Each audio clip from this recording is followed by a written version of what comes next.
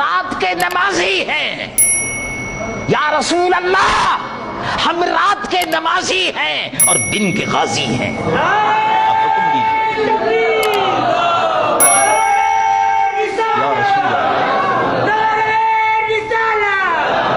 آپ حکم دیجئے، آپ حکم دیجئے. ہم آپ کے دائیں، آپ کے بائیں، آپ کے سامنے، آپ کے پیچھے اپنی جانوں کا نذرانہ پیش کرتے ہوئے چلے گئے. اپنے مال کو، اپنی جان کو، اپنی اولاد کو یا رسول اللہ آپ پر قربان کر دیں گے. وہ بزدل نہیں تھے. بزدل اگر ہوتے تو کہہ دیتے ہتھیار نہیں ہے، تلوار نہیں ہے، ہم سیاسی آدمی نہیں ہیں، ہم تو نمازی پرہیزگار آدمی ہیں. صحابہ سے بڑھ کر بھی کوئی نمازی پرہیزگار ہو سکتا ہے؟ توبہ توبہ. اگر کوئی آدمی یہ سمجھتا ہے کہ میں صحابہ سے بڑھ کر پرہیزگار ہوں تو گمراہ ہے، بے دین ہے. رسول اللہ صلی اللہ علیہ وسلم نے ارشاد فرمایا یہ امت قیامت تک اگر سونے کی برابر بھی صدقہ اور خیرات کرتی رہے گی، سونے کی برابر، لو ان احدا منکم انفق مثل احد ذهبا، حدیث مبارک ہے، اگر تم میں سے قیامت تک کوئی آدمی جو صحابی نہیں ہے، یہ بتا دو کہ میرے صحابہ کا مقام کیا ہے. اگر کوئی آدمی قیامت تک احد پہاڑ کی برابر سونا خیرات کرتا رہے اور میرے صحابی نے مٹھی بھر جو خیرات کیے ہیں تو وہ احد پہاڑ کی برابر سونا اس کی مٹھی جو کی برابر نہیں ہو سکتا. یہ مقام ہے صحابہ کا، یہ مقام ہے ان لوگوں کا. اعملوا ما شئتم یا اہل بدر اعملوا ما شئتم فقد غفر اللہ لکم. تم جو چاہو کرو، اللہ نے تمہاری مغفرت فرما دی. رب العالمین جل جلالہ عما نوالہ ارشاد فرماتا ہے والسابقون الاولون من المہاجرین والانصار والذین اتبعوهم باحسان رضی اللہ عنہم ورضوا عنہ. مکے سے اپنے مال و دولت کو چھوڑ کر ایمان بچا کر، مال و دولت کو چھوڑ کر ایمان بچا کر ایمان کے لیے مدینہ شریف ہجرت کر کے آئے، اور مدینہ شریف میں رہنے والوں نے انصار ہونے کا، مددگار ہونے کا حق ادا کر دیا. اللہ تبارک و تعالی فرماتا ہے ہم نے ان کی مغفرت فرمائی. وہ اللہ سے راضی اور اللہ ان سے راضی ہوا. رسول اللہ صلی اللہ علیہ وسلم نے مدینہ منورہ میں رسول اللہ نے مسلمانوں کی حکومت قائم کر دی. 10 لاکھ مربع میں حضور کے زمانے میں یمن فتح ہوا، یمن قبضے میں آ گیا. حضور کے زمانے میں بحرین قبضے میں آ گیا. حضور کے زمانے میں عرب یمامہ قبضے میں آ گئی. یرموک و تبوک و خیبر قبضے میں آ گئے. حضور کے زمانے میں مکہ فتح ہو گیا. تو مکہ حضور نے فتح کیا تو سیاسی آدمی تھے، کسی نے اعتراض نہیں کیا. مکہ فتح ہو گیا، بدر فتح ہو گیا، حنین فتح ہو گیا. ایسی فتح ہوئی، اسلامی حکومت کی بنیاد رکھ دی. اور جب اسلامی حکومت کی بنیاد رکھ دی تبھی تو حضرت ابوبکر صدیق کو خلیفہ کہا گیا. تو جو لوگ یہ کہتے ہیں ہمارا سیاست سے کوئی تعلق نہیں، ان سے پہلے پوچھا جائے کہ رسول اللہ صلی اللہ علیہ وسلم کے متعلق کیا خیال ہے آپ کا. حضور نے تو سب سے پہلے سلطنت قائم کی مدینہ منورہ میں، جس میں یمن بھی شامل تھا، بحرین بھی شامل تھا، تبوک بھی شامل تھا، یرموک بھی شامل تھا، تبوک بھی شامل تھا، خیبر بھی شامل تھا، اور مکہ بھی آخر میں فتح ہو گیا. حضور نے سلطنت قائم فرما دی.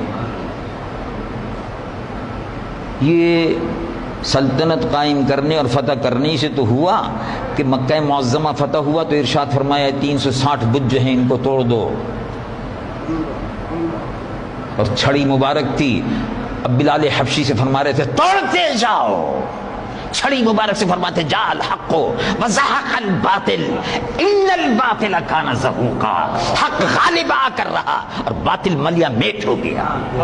دیکھو 1450 سال پہلے رسول اللہ نے کعبۃ اللہ شریف کو فتح کیا تو بتوں کو توڑ دیا۔ رسول اللہ کے قدموں کی برکت، ہاتھ کی برکت، چھڑی کی برکت، اس تاریخ سے جو کفر ٹوٹا ہے، بت توڑے گئے ہیں تو 1450 سال سے کعبہ پاک ہو گیا، آج تک بت نہیں رکھے جا سکے۔ اگر حضور یہ فرما دیتے کہ میں تو بھائی نبی رحمت للعالمین ہوں، بس میں تو آپ کو نماز روزہ حج و زکات کرانے آیا ہوں اور اب باقی اللہ بہتر جانتا ہے، تو آپ سوچئے اگر حضور حکومت قائم نہ فرماتے، کافروں سے مقابلہ نہ کرتے تو کعبۃ اللہ بتوں سے پاک ہوتا؟ پھر ہمارا آپ کس طرح منہ کر کے نمازیں پڑھتے؟ ابو بکر صدیق پہلے خلیفہ ہوئے، عمر فاروق دوسرے خلیفہ ہوئے۔ خلیفہ کاہے کے لیے ہوئے؟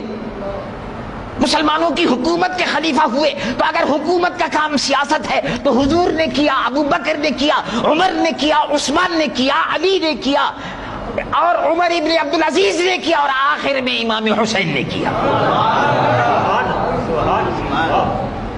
یہ تو تاریخ ہے۔ اب اس کو جو جھٹلاتا ہے وہ خود جھوٹا ہے، اس کو جو جھٹلاتا ہے وہ جاہل ہے، اسلام سے بے خبر ہے، تعلیمات اسلامی سے غافل ہے،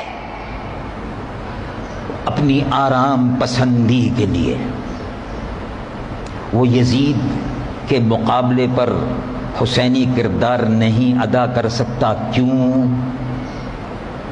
اس لیے کہ جیل جانا پڑتا ہے، جیل جانا پڑتا ہے اور جیل سے ڈر لگتا ہے، حلوہ چھٹ جاتا ہے، سخت روٹی ملتی ہے،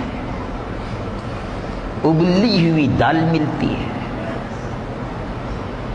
بغیر ابلی ہوئی دال ملتی ہے، جیل کی سختی ہوتی ہے، مشقت ہوتی ہے،